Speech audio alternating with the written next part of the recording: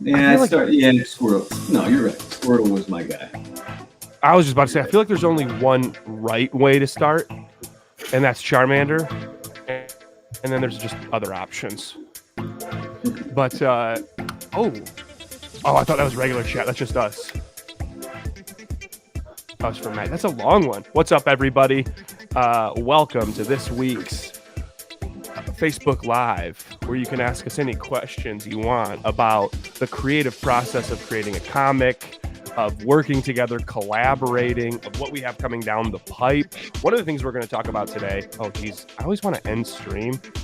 I always want to end song, and I almost end stream. Really wanting to ask us questions that you think we might not know the answer to when it comes to our world, the creative process, because that gets us thinking on our toes. I'm Dylan, the Fool. We got Matt with us today, who will be going by the name Savo, a character from his upcoming Origin novels. And we have, let's hear it, Evan. Hi. Always. Today, we are going to be working on a beast type called a Defender Vanguard. And if you're like, what the heck is that? We're going to tell you what it is today during the stream. It is going to look kind of like a praying mantis. So you can see that Evan, again, in 5 minutes has constructed this praying mantis. So if you're here with us to end your week, feel free to say hi. Feel free to let us know where you're at. And feel free to ask any questions about us, about what we're creating, about us personally, about how do you draw. Evan knows the answer. He's been doing a couple of coffee shop. What are they called, Evan? What's the one that I watched? It was a workshop, character and creature design workshop at a games cafe. Gosh, that's cool. Thanks for joining. Not a problem, man. That was fun. I just got to ask questions, man. You got to draw a druid, which was awesome. I was really hoping you'd make him look like me, and it's just like a little like wink, but you made it a woman. But no, that was down in Berkeley. What were you doing? Were you down there just for that? Yeah, pretty much. This is one of the local businesses that I like to work with when I can, that often has my art on the walls and QR codes for store discounts and things like that. And it's a great games cafe in Berkeley where we actually have a membership. So my wife and daughter and now I have two daughters. At the time I had one, and daughters and I can go and actually try out board games before committing to, say, buying it for the house. It's a nice games library that changes pretty regularly. Wow, Evan, what a great segue question. Speaking of board games, which we set that up. Speaking of board games, we're going to talk about a potential TTRPG that Unfound Adventures has coming in the year of 2024. I'd be curious if anybody here plays a tabletop role-playing game with their kids, or if you play any type of board game with your kids. What is it? What board games are you playing with your kids? What seems to be the easiest to play with them? What seems the most engaging, the most fun and entertaining? But yeah, that'd be awesome. So if you're here, feel free to ask any questions. Let us know where you're tuning in from. It's so cool to see like more people go up as we continue to do this. Matt, this is what number is this for us? Facebook Live? This is the 10. Well, there's going to be 10 callings that have been designed after today. I think we've done 8 of them like this. So awesome. And you were saying, let us know. I don't know why I can't see the name of anybody that's commenting. So if you feel free to put your name on it if you want, but it sounds like you play D&D if your players act like kids. It was when COVID hit. That's when I started getting into D&D a little bit more, and it's crazy how much you act like it's just my immature space for 3 hours. I would get something to drink.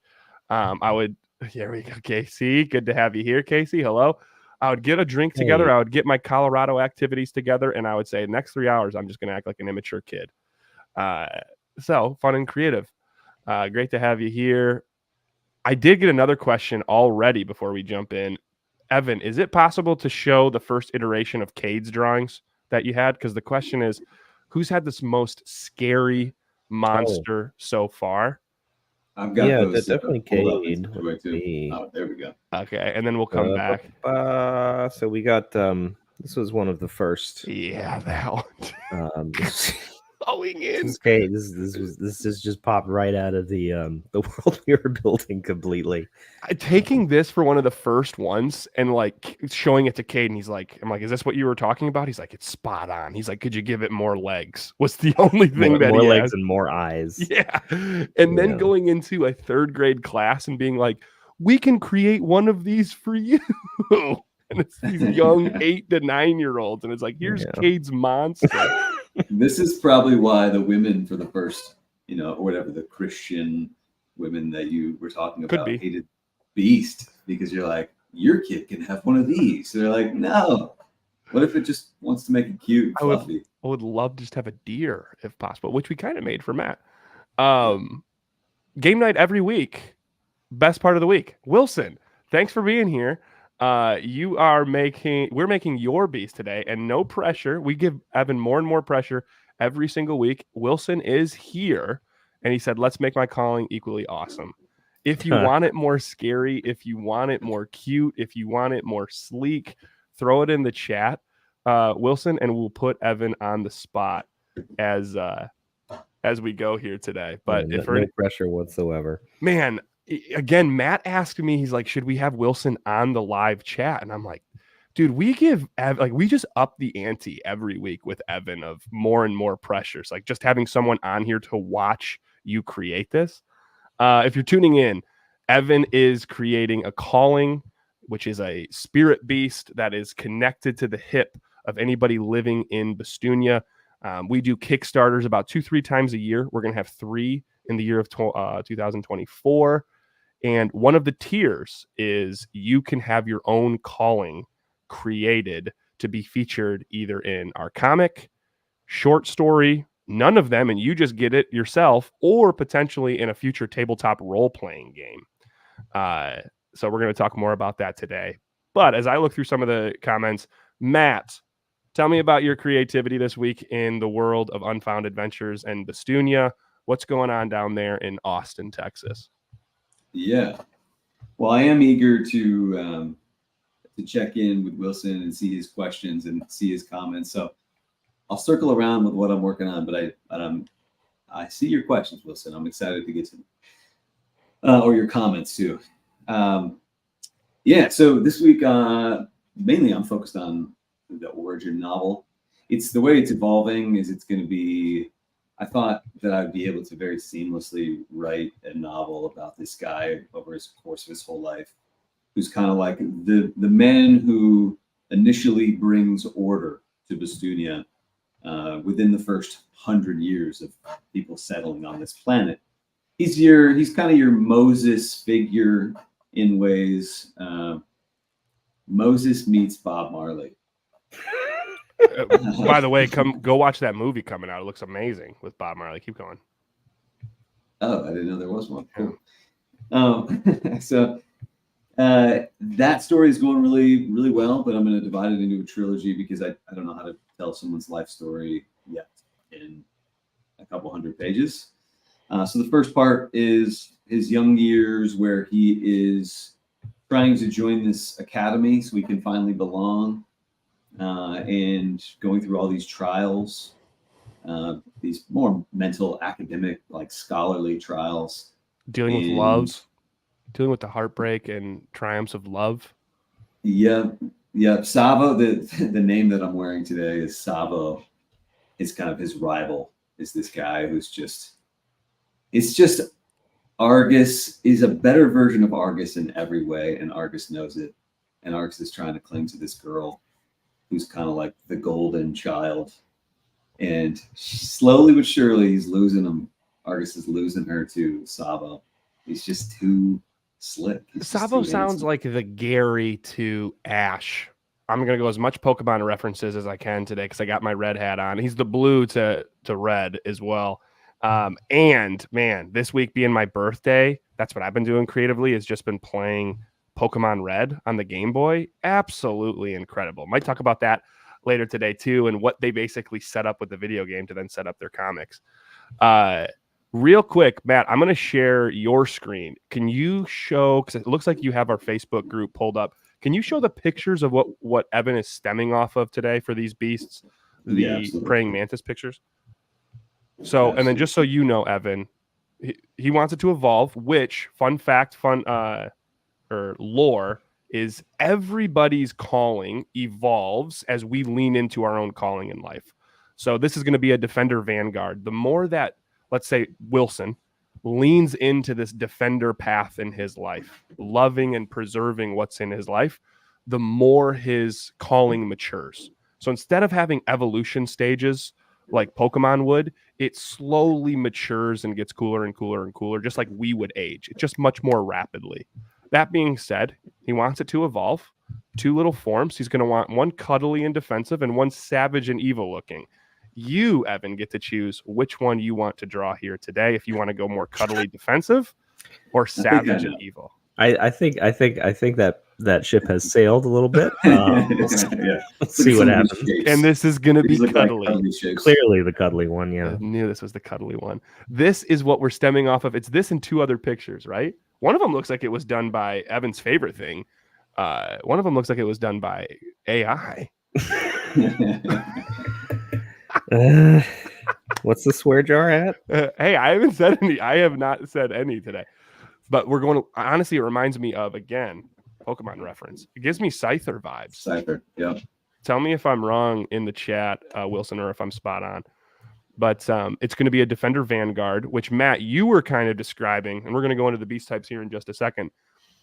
A Defender Vanguard. So for those that are tuning in, one, ask us any questions that you might have of this. Like, hey, where am I? Like, what does the lore look like? What's going on? If it's your first time, ask us any questions. But we talk about our world and the beasts in it. And part of it is there's 3 paths in the world of Vestunia. There is the Defender path, which we're doing today. There's the Explorer path. And then there's the Builder path, right? And they're called paths because we tend to go on different paths throughout different parts of our life, right? We're talking of the Defender path here. People that want to, that are filled with love, want to preserve the world that's been gifted to them in Vestunia, right? They're like, man, thank you so much for this great gift, universe. How can I preserve it? And then within each path, there are different beast types. So the Defender path has 4 different types. It has a medic, which we've seen in the past. We're going to show again with Floofy. There's a medic defender. There is a shield defender. There is a stealth defender.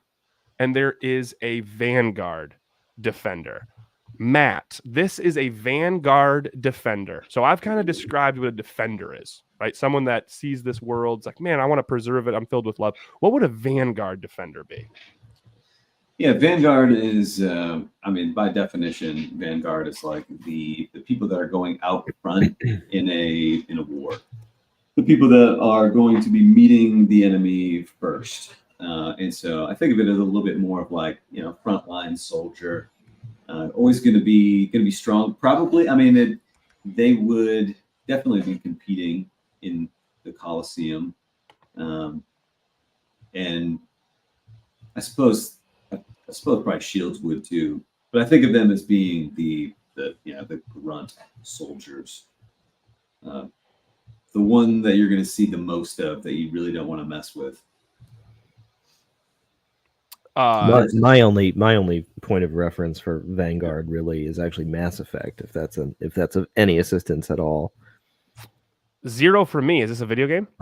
Yeah. Mass Effect is a video game, and in it, you basically can select the role that your character occupies. You can be basically the equivalent of like a sniper or the equivalent of a magic user. It's like telekinesis, space magic. But the Vanguard is the character armed with a shotgun that basically bum rushes into any battle. So that's Wilson, my historical frame of reference. Yeah, I really like just bum rusher. Just like, hey, if you're a Defender Vanguard, you're a little bit more of a bum rusher. You're going in. So my question for Evan would be, and then Casey, I see your question. I'm going to come back to it. Thank you so much. There is no such thing as a bad question. If you're early to this, ask away. You give us something to talk about as Evan draws for an hour. What would be the energy? What are things that you're thinking of with those in mind, Evan, as you start to draw something, right? You hear the word Vanguard, you hear the word Defender. What is something you want to put in either the style or like the structure of a drawing? Sure. Well, so Vanguard for me is more about like that forward motion, that forward charge, that sort of momentum or inertia based energy, whereas something like a shield would be the kind of immovable, blocky, basically the equivalent of a stone wall, something that isn't going to move no matter how much force you throw at it. And so in this case, this is a Vanguard, not a shield, and so I want it to feel obviously imposing, but Mm-hmm. also I don't want it to adopt the super bulky, like giant forearms kind of silverback gorilla kind of look, which Mhm. is definitely something that has been on my like mental radar for a character like this. Mm-hmm. It's definitely something that could have been done even in the context of a mantis, which is traditionally more, lithe and skinny and all of that.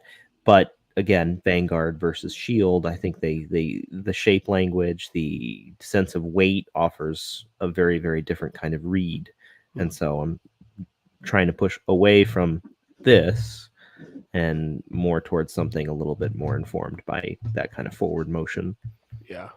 Something rushing out. And I'd be curious too if Wilson is still here, whether you took a quiz that we have. We have a bunch of free quizzes if you'd like to ask, where would I fit in Bastunia? Or whether you just kind of looked at the types and said, I would really like this. What called to you? What's up, Wilson? What called to you to be like, yeah, Defender Vanguard? What was your reasoning there? As you take your time to answer this, we have more people coming in. If you're brand new to what we're doing here, ask us any questions and watch our amazing illustrator that refuses to show his face, Evan, create callings for the world of Bastunia.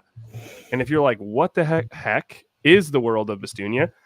Casey, great question. Hey, I'm very late to the party. Haven't done my homework. Good for you. Homework's for fools. Sorry for being a noob. Don't apologize. Just spell noob with 2 zeros next time. What are you guys working on? Is this a TTRPG game? So the answer is yes and no. It's not a TTRPG yet. What we are creating in the world of Bastunia, Matt and I worked for a self-publishing company years back. Matt's still there. I've since moved on, but still love to create stories. So Matt and I have created the story that we call the Tales of Bastunia over the last 8 years, Matt and I over the last 3, and really starting to put it to the general public for the last year now. We have done 2 comic books. As you can see, Evan bringing them up. This is what they look like. That we have a colored front, and then everything else is black and white. We've done 2 books so far in the series, where it has the front part being comic for the kids, and back part being written prose for the parents or for the kids to kind of develop or graduate into. And the premise of this world is, what if we lived in a world where everyone, right from birth, knew exactly what they were called to do? Anyone here that is familiar with Eastern philosophy, it's like, what if you knew your dharma the moment you were born? The people of Bastunia do, because they're born with a spiritual beast next to them called a calling. That represents, it's a totem that represents their path in life. So we've started to create around that premise. We started, and I'd love your thoughts here, Matt. We started just saying, let's create a book. It was like a novel. And at first it was just going to be me. Then I roped Matt in. And then we said, well, what if we turn this into a comic? And then we were all about it. So then we created a comic, but we also had the written prose. And we started to say, hey, this is kind of for young kids, but a challenge that we're seeing with a lot of young parents is how do you connect with your kids creatively? I can't tell you how many friends I have that have no idea what Pokemon are, or no idea what Roblox are, or no idea what anime is, to like talk to their kids. And we wanted that connection between parents and kids to grow through creativity. That's what Tales of Bastunia turned into, with comic and written word. Am I missing anything there, Matt, before I start to elaborate on what it's grown into, a collaborative space? You're muted, Savo. Go ahead. No, that's exactly where I was going to go with it as well. Okay, so really what it started to do, hopefully I'm answering your question, Casey, and if I'm not, ask another one. So it started off as just a comic with written prose at the end and getting young kids to have fun and find self-awareness through creating their own calling, asking themselves, what is it that I care about? Am I more of a builder? Am I more of a defender? Am I more of an explorer? You know, and what type of beast would it be? What would it look like? What did it care about? That was awesome. We started speaking in schools. We started, running Kickstarters. We did a little over $10,000 in the year of 2023 with these Kickstarters, and we have more to come next year. But then we started getting ideas from our following of, hey, what have you ever thought of an origin novel? That was actually Matt. Have you ever thought of a side series that you could do? So we have another person in our following that wants to create a series of novels within our world. We've had some people say, have you ever thought of a podcast? A children's book series. So we have a young children's book series coming out in the year 2024. And then most recently, Evan, there we go, young series following Beck the Brave and Keith the Curious, where we teach toddlers fun lessons like the importance of friendship, sharing, adventuring, getting outside your comfort zone, all of that stuff. So we'll be doing that. That idea came from one of our followers. And then Evan, if you want to, Evan, can you show a picture that you have from Gold Mountain Games? Is that possible? Yeah, any in particular? I mean, yeah, I'll pick something. I don't know. Okay. Grab the what is it? The Wattle Frost? No, any one. But I forget what the goose is called. I want to see that one again. Yes, great to have you here, Sam. Any questions you have? We're basically telling people. We're telling Casey, who just came in, a little bit about our world and how it came to be. Starting with comics, novels, origin novels now, side series, children book series, and recently had a company reach out to us that does tabletop role-playing games. So this comes all the way back, Casey, to your original question is Gold Mountain Games. Evan put us in touch with their CEO. We spoke with them a little bit to turn our comic world into a tabletop role-playing game. So young kids can play with their parents a tabletop role-playing game where you can think on your toes, think creatively.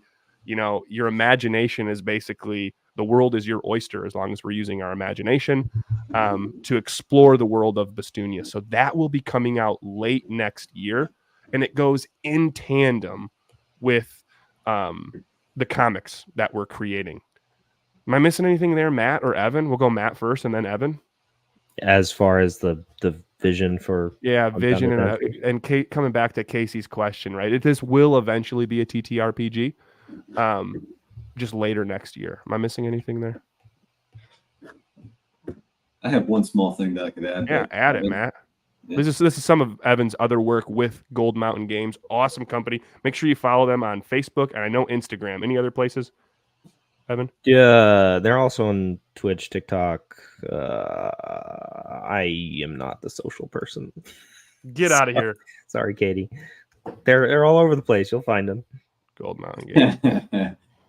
Matt, what would you add there?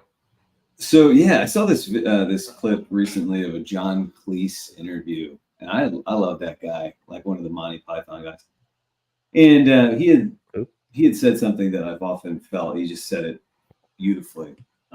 Paraphrasing, he's talking about the value of creativity. Like when you go through your life and you're routinely creative, let's say you're, what Evan's doing right now, there's a lot of decisions that you make, and you got to sit for a really long time in the discomfort of having a vision for what you want your creative expression to be before it's there. And as it gets there, there's a lot of right decisions. There's a lot of wrong decisions.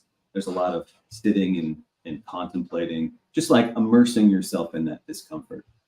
And the quote, the essence of it just made me think, the more somebody spends time being creative and engaged in creative pursuits, the more they're able to not jump to rash decisions, but sit in the discomfort of not knowing and make the right decision. But a lot of people will be very reactionary and they'll just dive into a decision because, a little bit of discomfort. How do I stop feeling this discomfort? So it made me feel like creativity as a practice is such a universal skill in your life where it'll show up in so many different ways of your life. I feel like it's so. Oh, sorry. Yeah. Go ahead. I feel like it's such a weird thing to balance because it's like not wanting to be reactive or making rash decisions. Like it was probably not reactive, but like putting ourselves out there and saying, okay, we're doing this was you got to do something, I feel like, to get the ball rolling. But for a lot of people here, like, and this kind of coming back to Casey's question, never apologize for questions that you might have, even if you're like, some people like to ask questions and be like, I bet you they might not even know the answer to this, so maybe I don't ask this.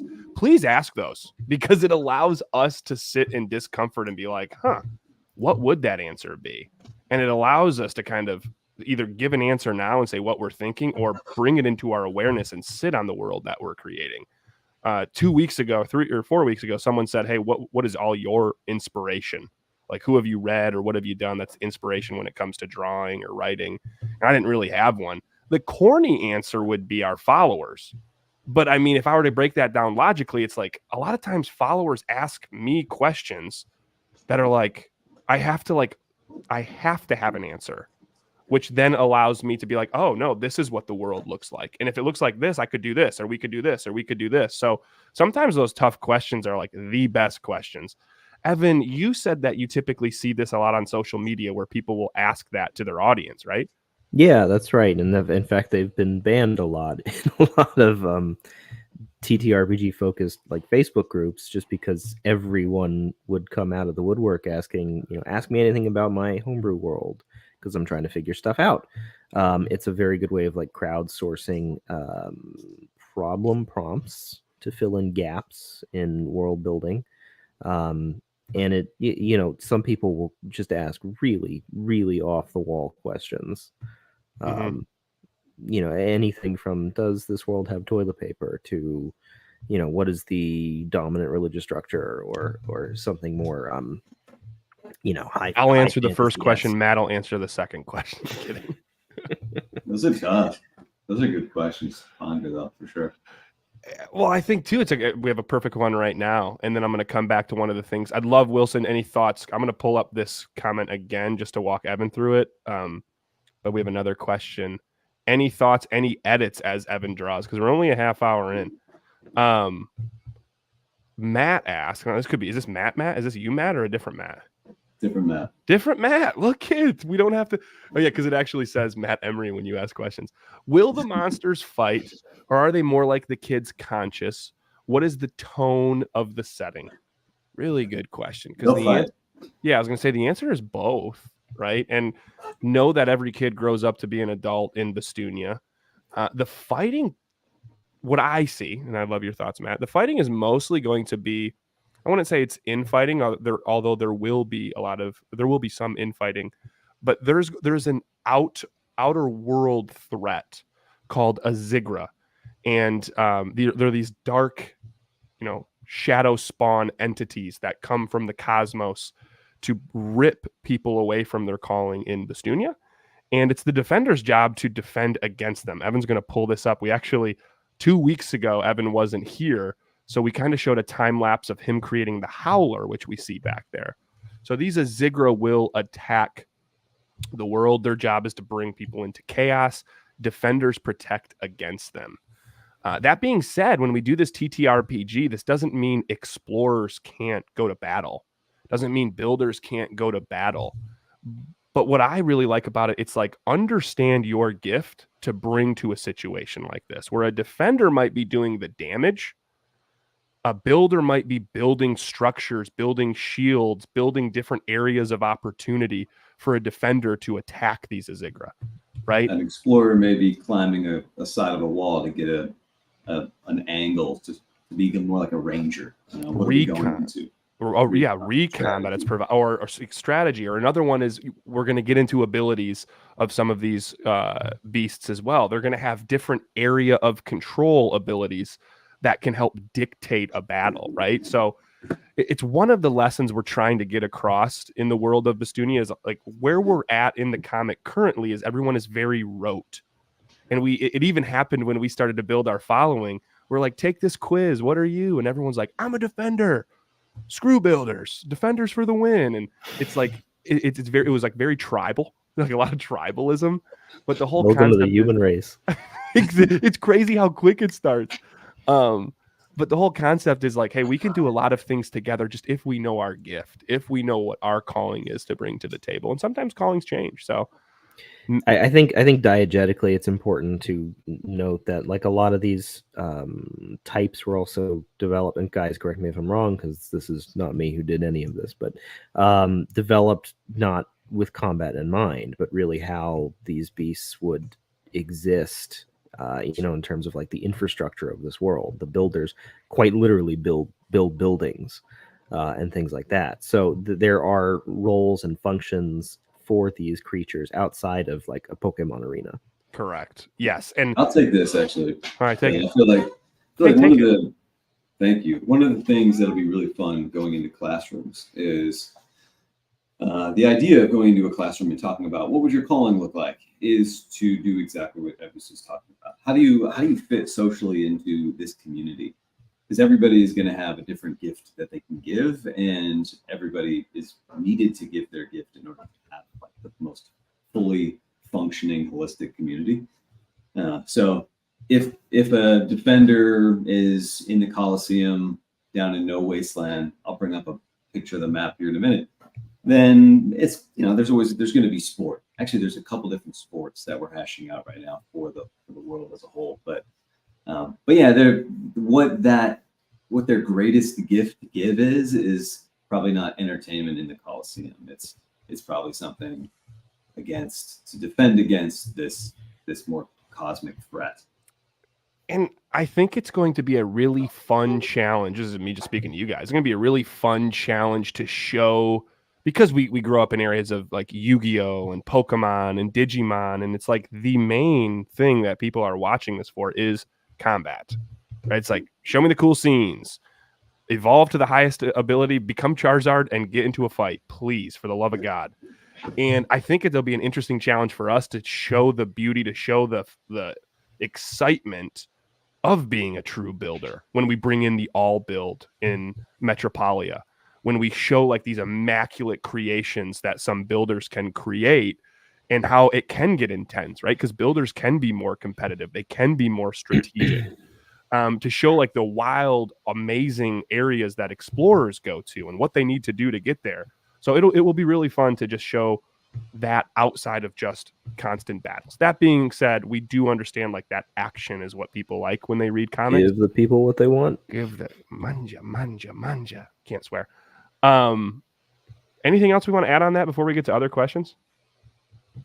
Because there's another one. First off, before we go into other questions, Casey says awesome concept. Congrats on the success. Thank you very much. I'm really letting that sink in because Matt and I were talking about how we are very impatient of like, we've done so much and we're so consistent, but we see where we want to be in 5 years and we're like, why aren't we there yet? Yeah, that's my fault. I don't draw fast enough. No, it is not that at all, Evan. I'm talking about like, man, could you imagine when we get to Kickstarters at this and be able to build the TTRPG? It's not about you at all. Actually, I think we go at a pretty decent pace now that I'm actually seeing what it takes.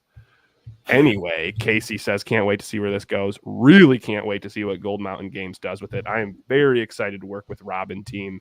He is such an awesome guy getting to meet, and I love anybody with an accent. Another good question from the other Matt. Yeah, two other good questions. I mean, other Matt. I mean, we're going brownie points today. Other Matt.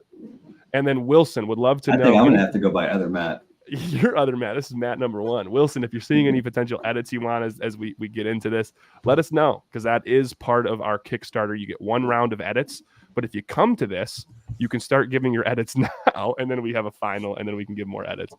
Other Matt goes, are the kids ever in any actual danger, or is it primarily focused on the creatures?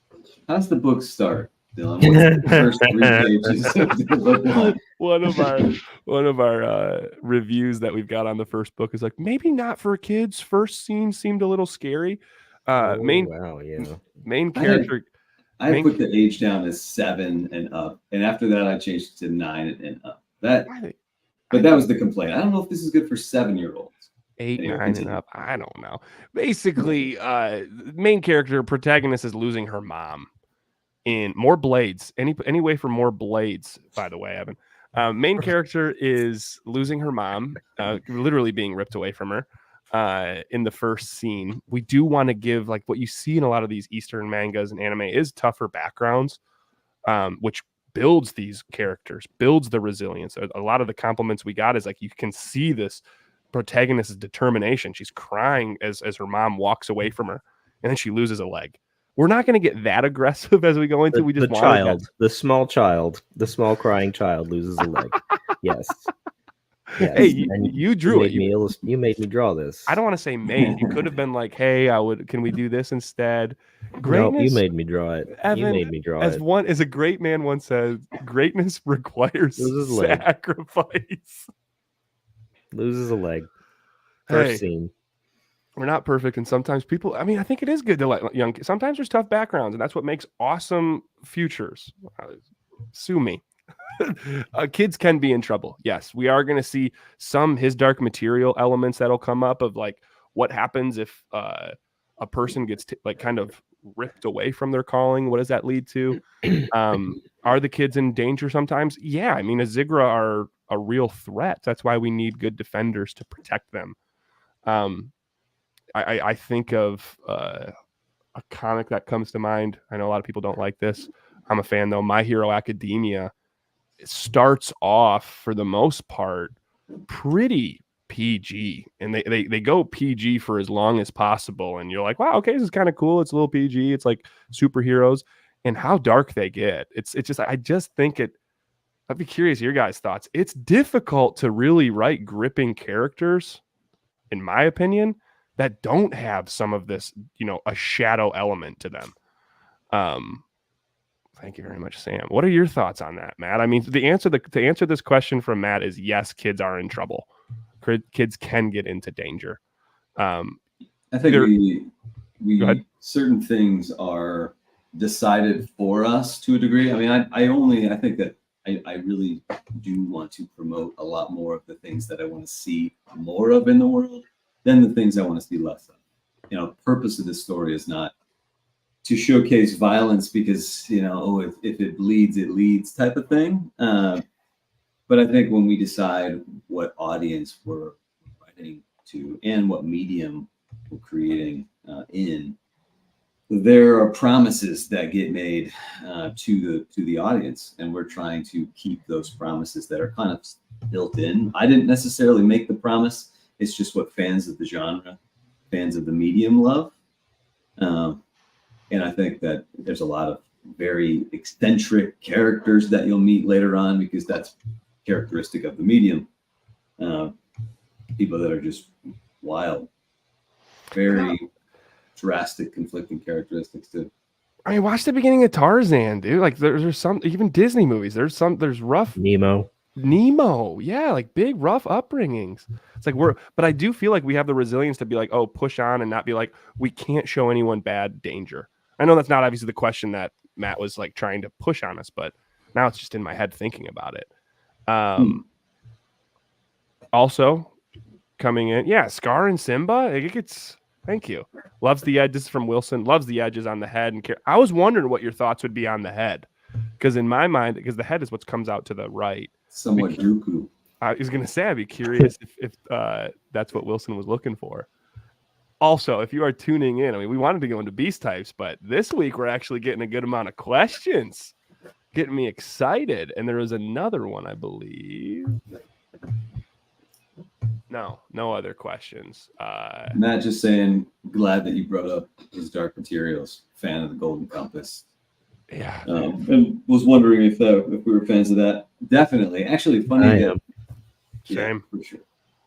When I was first writing and I started working on this book, I don't know what year the movie Golden Compass came out, but I was working on a fantasy story about this time, and I just saw like the golden chronometer or whatever, and there was a golden chronometer in my story. As far as I knew, though, what's his name? Philip Pullman had written the exact same story that I wanted to write, so I boycotted his Dark Materials and Golden Compass for a long time. And then when I finally watched the movie, it was it was completely different. But there are elements that are, the whole demon I aspect think is very similar. I think it's nuts. I mean, it makes a lot of sense. And when we would talk to a lot of people that are looking to write fiction books, it's a natural tendency, just like every Wilson, you're here. One of the Matt Mead hates the fact when I'm like, what would you compare your music to? Or, oh, it kind of sounds like John Mayer, right? Because you want to be your own, right? And it's so similar when you're listening to somebody's fiction book and you're like, oh, it kind of sounds like this. And they're like, no, no, no, no. And I don't know. I think it's kind of cool to build off of what we've learned from others that come before us.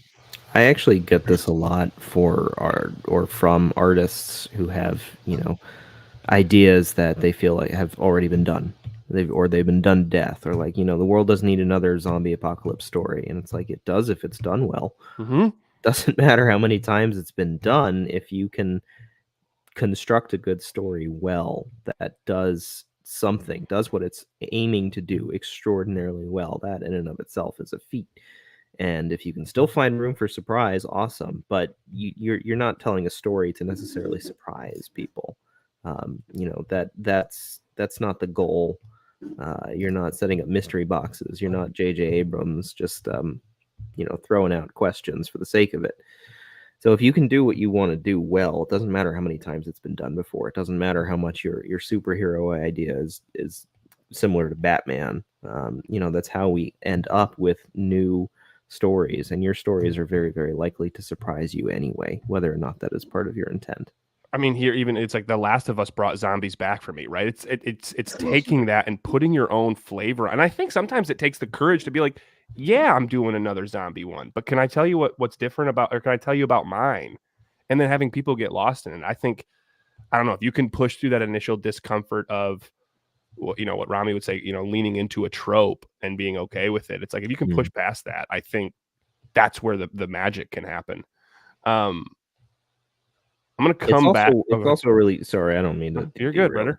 It's also a really great critical exercise. Like for art schools in particular, a really common formula is, let's take this thing that we all know and love or know extremely well, and let's redesign it just for the sake of it as an exercise. Now, I wouldn't say that that's the best way to like dive into telling the story you want to tell and all that. It should have more purpose to it than just because, but as an exercise in flexing those muscles and finding those new corners with which to surprise yourself, it's a really, really good one. So you'll take Alice in Wonderland and redesign it in 1920s Paris or whatever the case may be. Very interesting. And just to see what new flavors can come out. And it's also your creative genius that brings it to life, right? And it's going to be your style is going to show through it. Did you start, Evan, with like, let me take another American style animation, and let's see if you don't get upset when I say, because it reminds me of American style animation. Let me take another one and put it in my own. Like, let me take Lost City of Atlantis and do it my own way. Or did you take something else? And there's nothing to be improved about the visual design of Atlantis, but Treasure Planet. I'd say the first thing was actually Oliver Twist. As an actual assignment, this kind of thing would often take things that were in public domain, like Peter Pan, Charles Dickens novels, stuff like that. And so it was Oliver Twist. And one of the first like character designs that I was proud of was Fagin. Getting to design Fagin in my own way. That was a lot of fun for me. That was a long time ago. I know, I'm looking up Oliver Twist Fagin. The You've Got to Pick a Pocket or Two guy in the musical. Oh, yeah. He's this old now I'm seeing it, yeah. Who recruits street urchins to pick pockets for him all throughout the city of London. And he's got a big coat of hundreds and hundreds of pockets in which he hides handkerchiefs, and he trains his boys to pull the handkerchiefs out of his coat without him detecting them. So he's a really fun figure. He reminds me of Belschnickel from The Office when Dwight dresses up as Belschnickel is what I think. From The Office. That's the origin of Belschnickel. When he started talking about, I'm like, you're just describing Belschnickel, man. If you're tuning in, because we had a couple of spikes recently, we're drawing beasts for our world, Tales of Bestunia. People that back our Kickstarter get their own calling drawn. Today, Wilson is creating a Defender Vanguard. More blades is one edit that I've heard. If there's anything else, now that we're getting more to that shading part, if there's anything else you want Evan to do in that second draft, Wilson, feel free to put it in here. But one of the questions I asked Wilson is, hey, you know, why did you choose Defender Vanguard? So he took the quiz. You can take a quiz by following us on our social platforms. If you don't know where it is, feel free to ask us. Just post in our Facebook group. That's the quickest way to get our attention. You can tag us. We'll send you any of the quizzes. He took the quizzes, read the book. But what he said here, and this might also help with the concept of this calling, is he wanted to create a monster whose power wasn't related necessarily to the quality of the individual. So, like, for instance, when I hear that, I think maybe it's a really dainty little kid, but if they've really leaned into their defender calling, this defender is a bad A. Still not swearing. He thought it'd be really interesting if both good and bad overachievers could have a super powerful calling and be able to show and compare those outcomes. I think I understand what we're getting by this. Sure. And I have had the thought of, you know, if someone's really leaned into getting outside their comfort zone, exploring this world, this adventurous, curious spirit, you could see a 13-year-old in the world of Bastunia whose calling has far surpassed an explorer that's 40 that's stuck in their comfort zone. They were called to do it, but it's tough getting outside that comfort zone. So I don't think every old person naturally has the coolest calling. I think sometimes it might be the younger generation that really leans into what their calling is. In the same way that if we see like a bigger kid that has a defender that might be a sleek, like stealth, maybe that's they're leaning into that part of their life, and their calling is just a representation of it, right? I think like trying to lean into one's calling is the important thing of what we're trying to get across. And which means, so if I could, I think I was going to literally just lean it up, put it over to you. Which would mean that if you lean into the anatomy, the gifts of your calling, you really seek to form that connection more and more. I think what Wilson's getting at here is, what does intent of the individual, how does intent of the individual affect the abilities of the beast itself? Because certainly what you said is completely true and is mirrored in humans. In this case, though, if you had a character that was born equally capable of being a villain or a hero, and at times was the villain and at times was the hero, what are the two sides of its abilities? I thought you were gonna keep going there. It's just a fun thing to think about, is how these two things show up. Would it be similar to this concept here? Like two people in the army, one is inspired to be the most BA special forces person just for the sake of being the best, versus someone who's there to save, protect their friends, who becomes the best for that purpose. You kind of have, like, you think like a defender path, right? I'm going to go to the army, right? But two different concepts throughout it. Yeah, that was Wilson. Yeah, I think it's that's very interesting. Tell me if I'm seeing this the right way, Matt. Would it be like, so it is two different people. One of them has the intent to protect and preserve. I would see that person really leaning into being more of a defender. Whereas one person wants to go be a BA, be the best, be known for it, leave a legacy of being a BA. I see that, like, I don't know. That's interesting, because I'd almost see that as like a defender path. What would that look like? Would you think the calling, depending on the intent, like we wake up one day and you're like, no, I want to be a BA, a badass. I'm going to, first swear word. Would that reflect instantly on a calling, do you think? It is a good question. That's a super interesting question. How long in carrying a certain intent before it would begin to show its effects in your calling? Immediately. I think depending on how strong someone's connection is with their calling already, it could be very immediate. If somebody is just brand new, then probably less so. If somebody's like, you having a ziggurat attack, do we protect my friends, or do I seek to destroy my enemy? And those two things could be the same beast performing either. It is a defense strategy, but one is very aggressive and one is very nurturing. Very, caring. This is interesting, and this is why I love people asking questions and putting us on our toes. This is one that I don't fully know, and it's going to be fun to kind of sit with and think to help grow the world. Evan, do you have any thoughts on that? Or have you been more lost in drawing?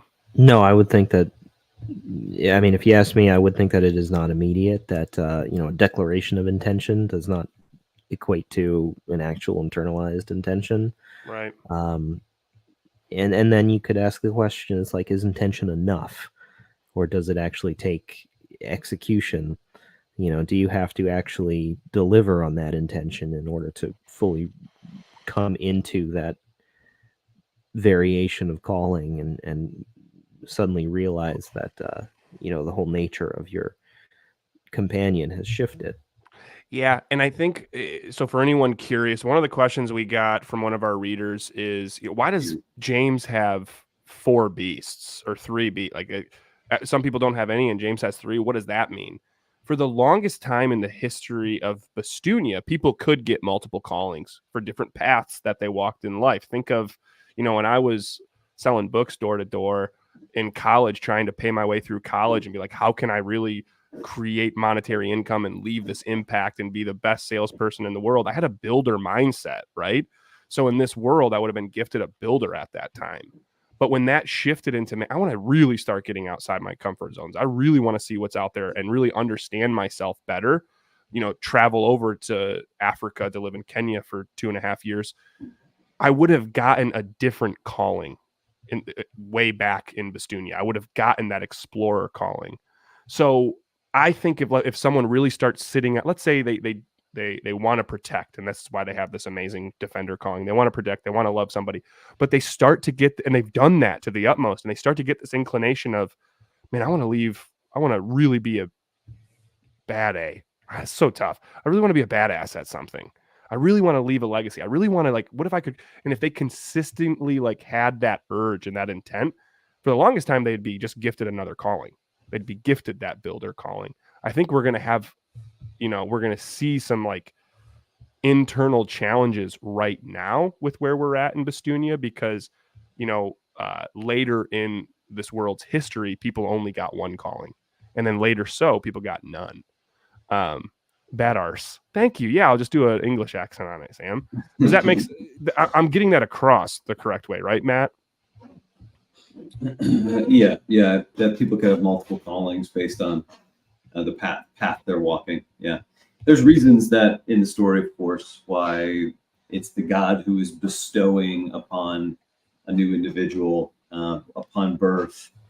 Here's your calling, and it's intended to be the most to grow into the reflection of who you are and have potential for you in expressing a truth about yourself, for it to grow into something that can guide you. Mm-hmm. It's interesting, we're talking about this idea of if I may digress, there's this character you're going to see in, I think, probably part 2 or 3 of the origin story. It's not really a character, it's more of a pool.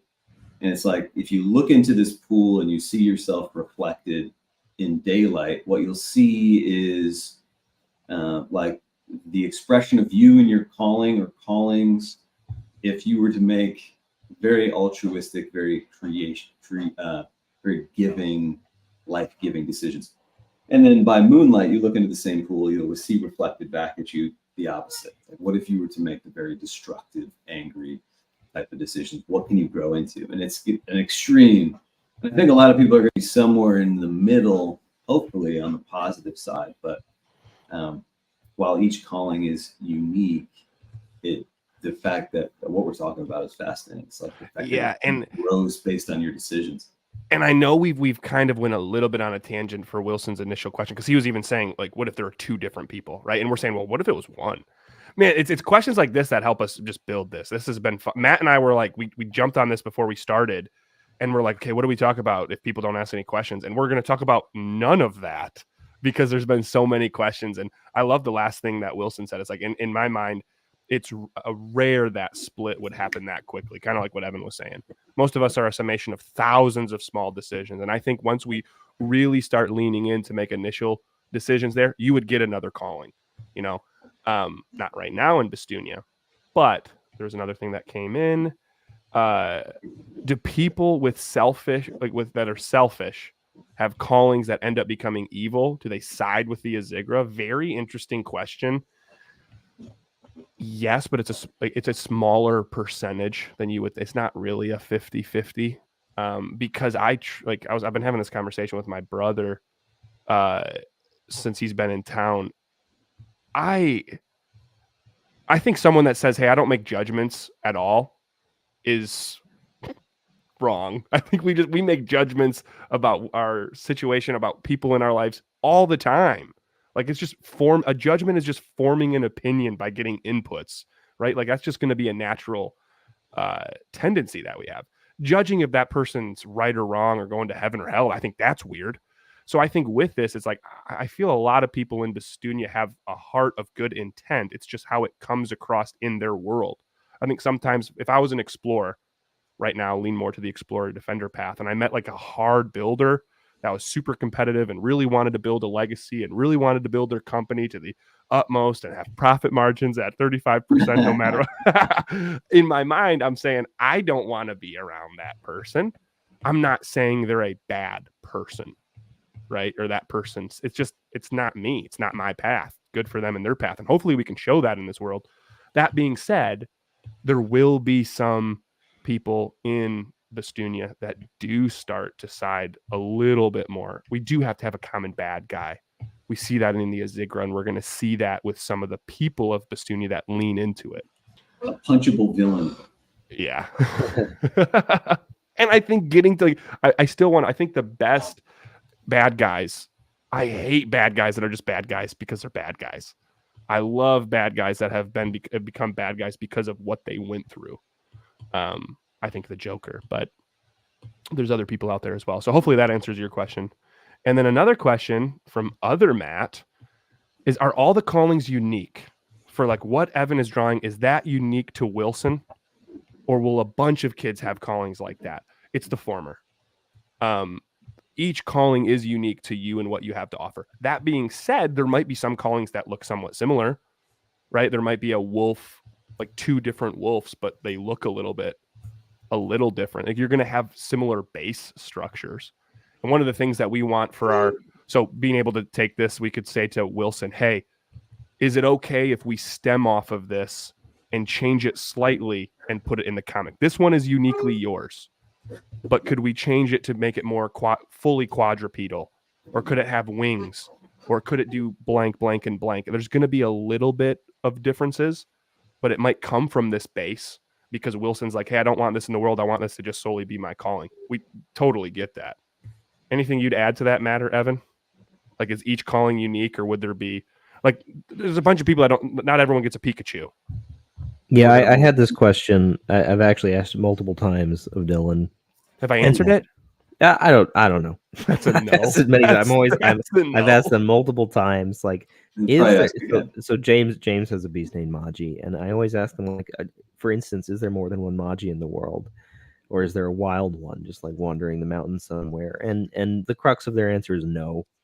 And I like that. I like that the beasts are unique in that way, but I think what there are is sort of these cohesive families of beasts. So, beasts not that are just identifiable by their calling, but more so like by a set of distinguishable markers. I don't know that Matt and Dylan have agree with me on this, and that's entirely on them to this is their IP. Exactly, but yes. That's how it's what makes sense to me at this stage. Maybe they'll convince me otherwise.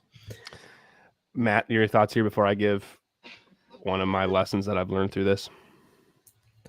That's how I think about it too, frankly. I mean, when you get into writing prose and you have to come up with words that are quick to explain a calling, not every time you want to reference a calling, you have to say 15 things about it, then rodentia or, feline. I mean, there's going to be these types of families. We may take that at some point a step further and and explore how this is more uniquely Bostonian. But So for me, just to provide a little more context on my understanding, it's like Magi is inspired by the Periton, Roman mythological creature.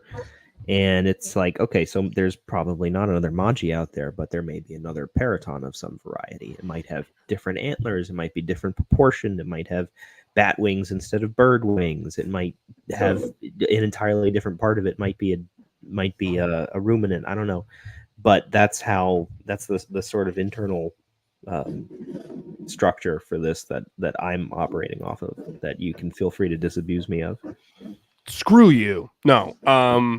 I just spoke with a buddy out in Colorado who's a DJ and was asking about what we're building and what it's turning into, because this is really turning into a collaborative space where people come in to give their thoughts and their ideas. And when I told him that, I'm like, some people have ideas for children's books and things like that.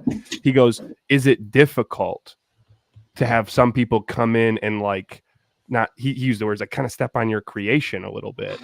And I'm like, honestly, it has been the most weirdly philosophically enlightening, if I were to get woo-woo here, feelings of this whole process. Because I come in and at first when I hear that, I think weeks ago or months ago, I would have this like tightness of like, no, it's this, right? Because I have this original idea 8 years ago that turns into this, and it's like, it's your baby. And it's, I can literally feel my diaphragm get tight, not wanting to I'm like holding my breath. And the feeling of just taking a deep breath, like as Evan talks there and be like, oh yeah. Oh, and then it could turn into this. That has been the coolest part of creativity for me, is seeing what it can turn into when you allow it to be a collaborative process. Yeah. Cause when you say that, Evan, I'm like, of course. And it's like when you meet somebody that's like, holy crap, you want to do something, you want to do what I want to do. Like I let's say, for instance, I meet Matt and I'm like, oh, you want to build what I want to build? You want to do this? Like, we could have callings that look similar, because when you do see people out there that just they feel drawn towards the exact same thing as you. You might both have a Periton beast where one is, more aggressive or like a little bit more masculine looking than the other one. I think it's a great idea. And that's why, like, hopefully that also gets across to anybody watching. It's when you ask questions and give ideas, I might get tense at first, but I really want to breathe into it and be like, what can we collaborate together? I haven't seen something like that done other than obviously when you're playing like a D&D campaign. It just feels awesome. So that is my thought. Wildlife consists of, I'm going to get to the last just couple of questions here. Because I want to make sure I'm answering all these. What does the wildlife kind of consist of in the world? So we have, of course, callings. Everyone is born with their own calling, right? I think that was another question Sam had. So callings are fully spiritual beings rather than like different species. Yes. Some of them might be somewhat similar looking, but they are spiritual beings connected to that user, right? Think more of like a Digimon in a sense here rather than a Pokemon. It's like, you're my Digi-Destin, they used to call them. Wildlife, though, we are still going to have oinkers, cluckers. Can't get Matt to do this, but we are still going to have like those stock, what we call like stock wildlife. We're going to have predator wildlife. We're going to have what Matt calls scaper wildlife. So you're going to see these monsters in this world. You're going to see simple hens and chickens and pigs in this world that aren't connected to a person, that they're just there. And if you're like, wow, that kind of seems a lot like Earth, wait till you understand why there is a connection there, why they are some overlap of Bostunia and Earth. That's once we get into the cosmos of what the god of Bostunia is a part of. Sam loves it. It's a good enough answer for him. Scapers, guardians, predators, and stock. These are like the beasts of, not beasts. These are the monsters of the world, or the animals of the world that aren't callings. Speaking of callings, I'm just seeing the time. This is a Defender Vanguard calling. For those that have tuned in, it is so cool to see this just slowly grow. Thank you so much. We're going to have another one in 2 weeks. Come to it. I think in 2 weeks, we're going to actually have one of our, Chad Alio is donating his calling to a kid that was at one of the schools we spoke with. We're going to go back and speak to that school in the new year. So I'd love to kind of create one of those young kids callings so we can bring it to life, and you all can see what you could have a hand in doing or helping with as we do more Kickstarters next year. I love the fact, Matt, that we didn't get to talk about anything in our agenda because we had so many. Like that excites the heck out of me. Sam will be here in 2 weeks. If you're here, let us know. Start asking questions in the Facebook group. Like, who cares? Start putting inspiration. Start putting comics that you really enjoy. Like, I really do want to make this a community that can like all gel with each other. But I love this, Wilson. If you have any thoughts on names, if you're still here, or throw them in the Facebook group. We can name this bad boy. We can get some edits on it. We will put this picture on our Instagram tomorrow. Make sure you're following us on Instagram, Unfound Adventures. We'll put it on there tomorrow. Ooh, Bartleby. I'm gonna call it Bartleby. Bartleby until we hear get from a Will. name. This is Bartleby. That being said, Matt, any last words from Matt? Matt, thank you everybody for showing up. This was life-giving. Yeah, the website Unfound Adventures has a gallery where you can see the 9 others, and this one will be up in that gallery tomorrow. There's also places to order books. There's a bunch of short stories on here that can immerse you at different times and different places into the history of Estonia too. Unfoundadventures.com. Boom. Unfounded. Sorry, Matt, I wasn't. You can scroll again if you want. Yeah. Apologies. Down here, we've got ways to, you click this and you can explore the world, see the maps, see the cities, see everything. This is where you can order books. There's all the short stories right here. There's 4 of them. Kind of a book 1, Jones Calling, and Of Mice and Boys. This happens in the same time frame. This is just from Artie's perspective. Then there's a builder story, an explorer story, a defender story. And let me show you this gallery real quick. You just click callings. We're actually in 2 weeks, we'll pick a type of calling we have not done yet, a type of path and type that hasn't been drawn, just to make Evan's life harder. There it is. Bring it. Awesome. Evan, anything from you before we sign off here? Again, thank you everybody who joined today. Super cool. Evan, anything from you? Bye. Oh my gosh. We love everybody. Thank you so much for joining, and we will see you all in 2 weeks. Great hanging with you as well, Sam. Thank you so much for joining. Casey said that they could even come in to give Evan some support with timelines. We'd love to hear from you, Casey. So post anything. I want to see your drawings. Put it in the Facebook group. Love that. Thank you everybody again, and we will see you all in 2 weeks.